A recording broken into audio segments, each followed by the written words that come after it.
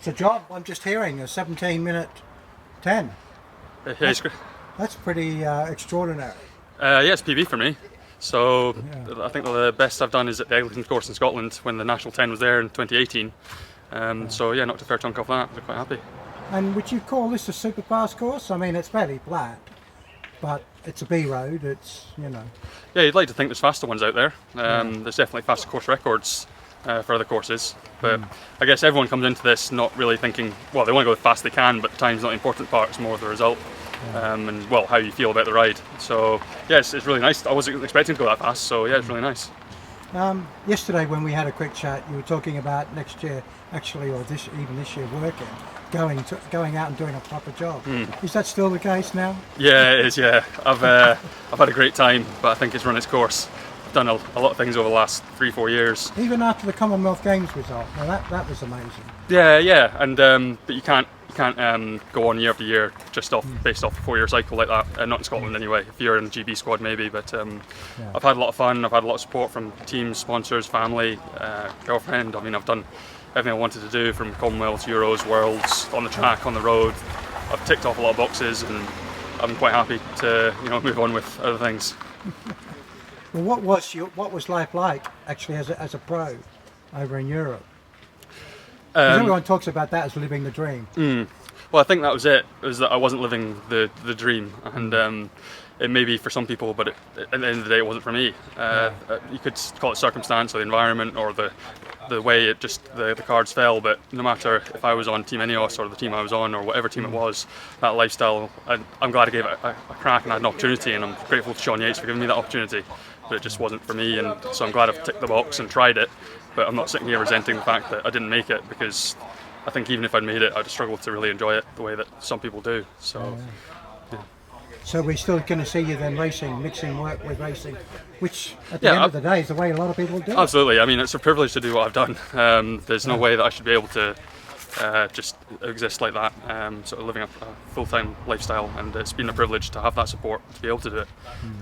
Like I say, from I was a pro for a year, but from other sponsors and other family and all that kind of thing. So yeah, I'm ready to turn the page, and I think the majority of people here, 99.5%, in fact, I'll probably be the only one that's full-time here today, but it's yeah, it's not a crutch to lean on, but I'm glad I've had it as a privilege. Yeah.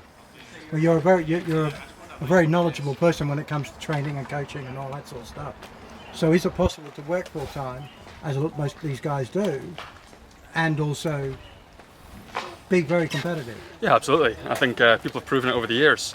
There's loads of time trialing stories over the years of people working full time and still winning elite titles. I think once you're getting to road racing and the 3-4 hour mark or 5 hour mark, or back-to-back days of racing, that's when it starts to tell some more.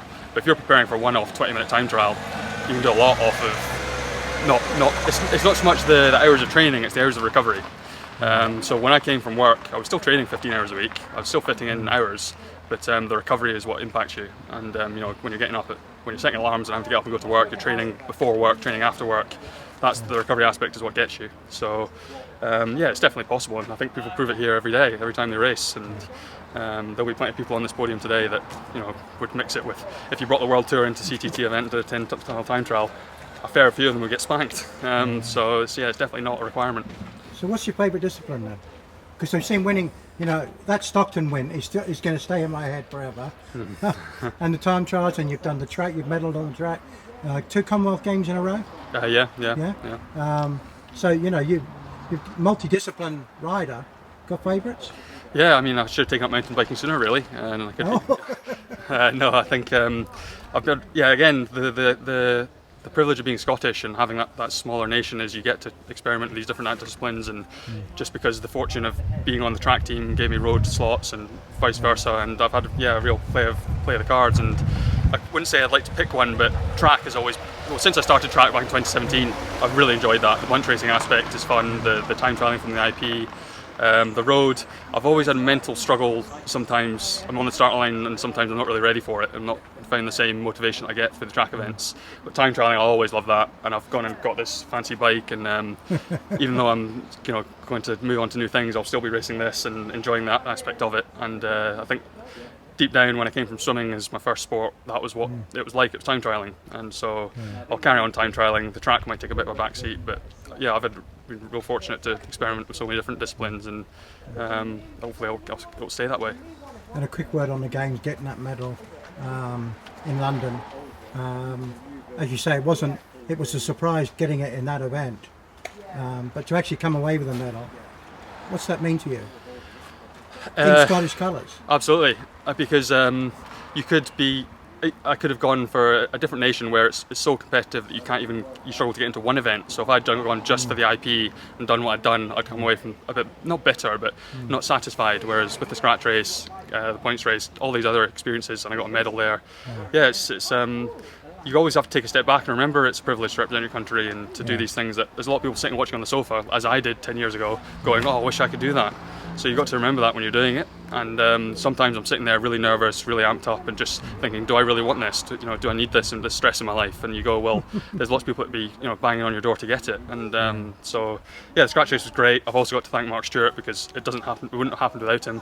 Anyone that saw the race would know that. And so we also went into the points race with that in mind, helping each other, and we ended up 4th and 5th, which was a bit frustrating, but the way it all went. And yeah, it was a great experience to come away with the medal, and you can't bank on it. There's only, there's just. Even though you're going back to work, are we looking ahead to the next game? I was having this joke with Kyle, Kyle Gordon, because he's got another 4 years in him. He's not looking to go back to the rigs. So no, I mean, it's a long way away, and it's only 4 years. What are you now, 30? Yeah. So, I mean, I'm 31, but 31. I'll be riding. I'll still be riding 4 years time for sure. I mean, I just enjoy riding. I think that's the mental thing, isn't it? Because I saw Malcolm Elliott, I'm sure you were around at the same time, winning at 50 in the Tour Series.